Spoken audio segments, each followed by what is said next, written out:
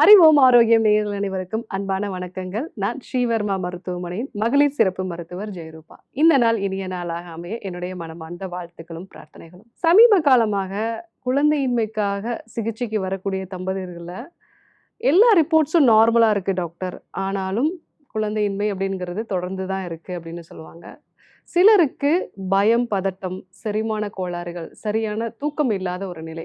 But எல்லா ரிப்போர்ட்ஸும் normal தான் doctor. ஆனா இந்த மாதிரியான ஒரு அறிகுறிகள் தொடர்ந்து இருந்துட்டே இருக்கு. Scan report normal, semen analysis normal, எல்லாமே நார்மலா இருக்கு. ஆனாலும் குழந்தையின்மை அப்படிங்கிறது தொடர்ந்துட்டே இருக்கு அப்படின்னு சொல்லுவாங்க. ஸோ இந்த மாரி நிலைகள்ல நம்ம அவங்களுடைய நாடி பரிசோதனை பார்க்கும் பொழுதும், அவங்களுடைய மற்ற பழக்கவழக்கங்கள நம்ம கேட்டு தெரிஞ்சுக்கும் பொழுதும், அவங்களுடைய மூலாதார சக்கரத்துல ஒரு பாதிப்பு இருக்கிறத நம்ம தெரிஞ்சுக்கிறோம்.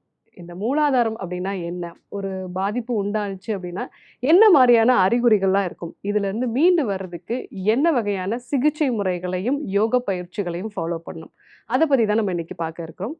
ஸோ நம்மளோட உடம்புல கிட்டத்தட்ட மூளை அப்படிங்கிறது ஒண்ணு தான். ஆனா, நம்ம உடம்புல ஆற்றல் மையங்கள் இருக்கு. இந்த ஆற்றல் மையங்கள தான் நம்ம ஆதாரங்கள் அப்படின்னு நம்ம சொல்லுவோம்.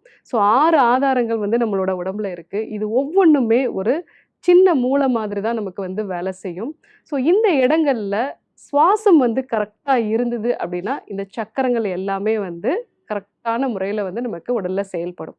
ஏதோ ஒரு காரணத்தினால நமக்கு பயம், பதட்டம், இல்ல நம்முடைய சுவாசம் இதனால ரொம்ப மேலோட்டமா இருக்கு அப்படின்னா, நம்மளுடைய இந்த மூலாதார சக்கரம் அப்படிங்கிறது பாதிக்கப்படும். இந்த மூலாதார சக்கரம் அப்படிங்கிறது எங்க இருக்கு அப்படின்னா, பிறப்புறுப்பு பகுதிக்கும், ஆசனவாய் பகுதிக்கும் இடைப்பட்ட பெரினியம் அப்படிங்கிற ஒரு பகுதியில தான் இந்த மூலாதார சக்கரம் இருக்கு. ஸோ இந்த சக்கரத்தினுடைய வேலை என்ன அப்படின்னா, ஸோ இது நம்மளுடைய அ மனதுக்கு ஒரு திடத்த குடுக்கக்கூடியது. முக்கியமா நம்ம உயிர் வாழ்றதுக்கு தேவையான உணவு, உடை, அதே மாதிரி இனப்பெருக்கம் இந்த மாதிரியான செயல்கள பாதுகாக்கக்கூடியது. அது மட்டும் இல்லாம, இது நம்மளுடைய பிறப்புறுப்பு பகுதி, அதை சுற்றி இருக்கக்கூடிய உறுப்புகளுக்கு நல்ல ஆற்றல கொடுக்கக்கூடியது. இது நம்ம ரத்த ஓட்டம், நரம்பு அந்த மாதிரியான விஷயங்கள் எல்லாம் தாண்டி, இந்த உறுப்புகள் முறையா இயங்குறதுக்கு தேவையான ஒரு ஆற்றல் சக்திய கொடுக்கக்கூடியது. அதாவது இந்த பிரபஞ்ச சக்திய நம்ம உடலுடைய அந்த உறுப்புகளுக்கு இது முறைப்படுத்தி கொடுக்கக்கூடிய ஒரு வேலை தான் இந்த மூலாதாரத்தினுடைய வேலை.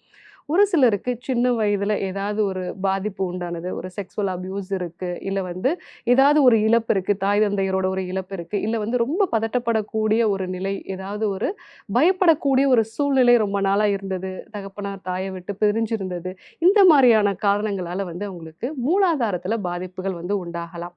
ஸோ இந்த மாரி நிலைகள்ல அவங்களுடைய சுவாசம் ரொம்ப மேலோட்டமா இருக்கிறதுனால, அது அந்த மூலாதார சக்கரத்த பாதிக்கும். நாளடைவுல சின்ன சின்ன விஷயங்களுக்கு எல்லாமே பதட்டமாகக்கூடிய ஒரு நிலை.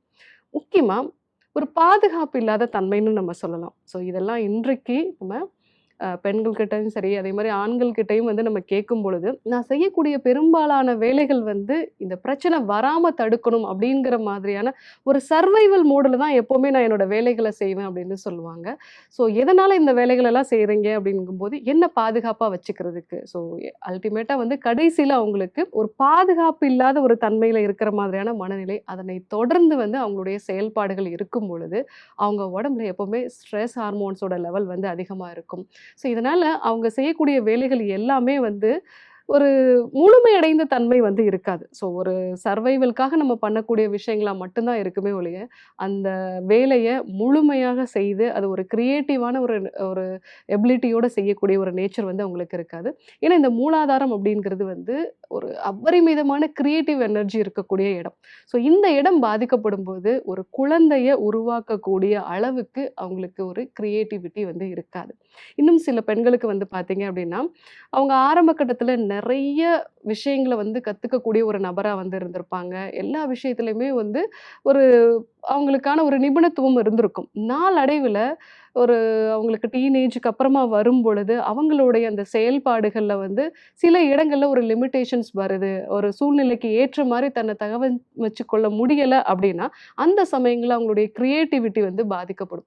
இந்த மாரி இருக்கக்கூடிய பெண்கள், ஆண்கள் இருவருக்குமே கூட இந்த மூலாதார சக்கரம் அப்படிங்கிறது வந்து பாதிக்கப்படலாம். ஸோ நம்ம எங்கெல்லாம் நம்மளுடைய உயிர் வாழ்வதற்கான தன்மைக்கு ஒரு அச்சுறுத்தல் வருதோ, அதே மாரி எங்கெல்லாம் நம்மளுடைய கிரியேட்டிவிட்டிக்கு ஒரு லிமிட்டேஷன் அதற்கான ஒரு தடை வருதோ, ஸோ அந்த மாரி நிலைகள்ல நம்மளுடைய மூலாதார சக்கரம் அப்படிங்கிறது பாதிக்கப்படலாம். இந்த சக்கரம் பாதிக்கப்படும் பொழுதெல்லாம் நமக்கு நம்மளுடைய அந்த கிரியேட்டிவ் பவர் வந்து குறையும். ஸோ இதனால குழந்தையின்மை சம்பந்தமான பிரச்சனைகள் வர்றதுக்கான வாய்ப்பு இருக்கு. எப்பவுமே பயம், பதட்டம் இந்த மாரியான ஒரு மனநிலையோட இருக்கிறதுக்கான வாய்ப்பு இருக்கு. உடல் பருமன் இருக்கிறதுக்கு வாய்ப்பு இருக்கு.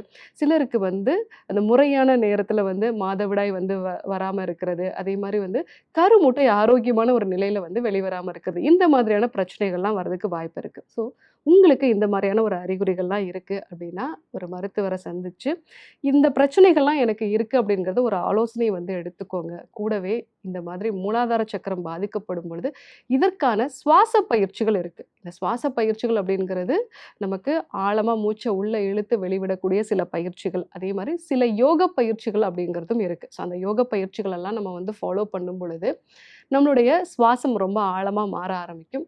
அது மட்டும் இல்லாம, இத நான் காலையில ஒரு 20 நிமிஷம் மட்டும் இந்த சுவாச பயிற்சி பண்றேன் டாக்டர். அதுக்கப்புறம் நான் எப்பவுமே வந்து பதட்டமா தான் இருப்பேன் அப்படின்னு சொன்னீங்க அப்படின்னா, ஸோ அது வந்து உங்க உடல்ல வந்து நீங்க நினைக்கிற அளவுக்கு மாற்றத்த வந்து உண்டு பண்ணாது. பட் அந்த மாதிரி நீங்க வந்து காலையில ஒரு 20 நிமிஷம் நான் வந்து சுவாச பயிற்சிகளையும், யோக பயிற்சிகளையும் வந்து பழகுறேன் அப்படிங்கும் பொழுதும், ஸோ அந்த நாள் முழுவதுமே எப்பல்லாம் உங்களுக்கு ஒரு மனப்பதட்டம் வருது, இல்ல எப்பல்லாம் உங்களுக்கு வந்து ஒரு பாதுகாப்பு இல்லாத மன உணர்வு வருது அப்படின்னா, அந்த சமயங்கள்ல உங்களுடைய சுவாசத்த முழுமையா கவனிச்சு, உங்களுடைய தண்டுவடம் நேரா இருக்கிற மாதிரி வச்சு, நீங்க உங்களுடைய சுவாசத்த நல்லா ஆழமா உள்ள இழுத்து வெளிவிடும் பொழுது, உங்களுடைய அந்த மூலாதார சக்கரம் அப்படிங்கிறது ஆக்டிவேட் ஆக ஆரம்பிக்கும். ஸோ கூடவே இந்த யோக பயிற்சிகளோட இதற்கான சில மூலிகைகள் சேர்ந்த மருந்துகளும் இருக்கு. ஸோ இத நீங்க முறையா ஒரு ஆலோசனை எடுத்துட்டு, இந்த விஷயங்களெல்லாம் வந்து நீங்க ஃபாலோ பண்ணும் பொழுது, உங்களுடைய இந்த கிரியேட்டிவ் எனர்ஜிங்கிறது மீண்டும் வந்து ஒரு அபரிமிதமான ஒரு எனர்ஜி வந்து உங்களுக்கு கிடைக்கும். கூடவே உங்களுடைய அந்த மாதவிடாய் கோளாறுகளும் சரி, இல்ல வந்து முக்கியமா ஆண்களுக்கு விந்தணுக்களுடைய நகர்வு தன்மை அப்படிங்கிறது இதுல வந்து பாதிக்கப்படும். ஸோ கூடவே வந்து அபான வாயும் வந்து பந்தப்படுறதுக்கான வாய்ப்புகள் இருக்கு. ஸோ அந்த மாரி நிலைகள்ல நீங்க இந்த சுவாச பயிற்சிகளையும், யோகா பயிற்சிகளும், இதற்கான மூலிகைகள் சேர்ந்த மருந்துகளும் இத நீங்க ஃபாலோ பண்ணும் பொழுது, உங்களுடைய மூலாதார சக்கரம் அப்படிங்கிறது ஆக்டிவேட் ஆகும். பயம், பதட்டம் இது எல்லாமே வந்து குறையும். ஸோ ஒரு குழந்தைய உருவாக்குற அளவுக்கு உங்களுடைய அந்த எனர்ஜி லெவல் அப்படிங்கிறது அதிகரிக்கிறத நீங்களே கண்கூடா பார்க்கலாம். ஸோ நெறைய பேருக்கு இருக்கக்கூடிய ஒரு பிரச்சனை இன்றைக்கு நமக்கு குழந்தை இல்லை, எல்லா ரிப்போர்ட்ஸும் நார்மலா இருக்கு அப்படின்னு சொல்லக்கூடிய நபர்கள் எல்லாமே இந்த ஒரு விஷயத்த கண்டிப்பா கவனிச்சு பாருங்க. இந்த மாரி நிலைகள்ல நீங்க இருக்கீங்க அப்படின்னா, அதற்கான ஒரு முறையான வழிகாட்டுதலோட இதுலருந்து எப்படி மீண்டு வர்றது அப்படிங்கிறத தெரிஞ்சுக்கோங்க. ஸோ இன்றைக்கு நிறைய பேருக்கு இருக்கக்கூடிய ஒரு பிரச்சனை. இந்த மூலாதாரம் அப்படிங்கிறது வந்து பாதிக்கப்படுறது. இந்த ஒரு விஷயத்த பத்தி நமக்கு பெரிதா ஒரு நாலேட்ஜே இல்லன்னு நம்ம சொல்லலாம். ஸோ இந்த விஷயத்த பத்தி இன்னைக்கு நம்ம தெரிஞ்சுக்கிட்டோம். உங்களுக்கு இந்த பிரச்சனை இருந்தது அப்படின்னா, அதுலேருந்து எப்படி மீண்டு வருது அப்படிங்கிறத கண்டிப்பா தெரிஞ்சுக்கோங்க. இதே போன்று ஒரு நல்ல தகவலோட உங்கள சந்திக்கிறோம். நன்றி, வணக்கம்.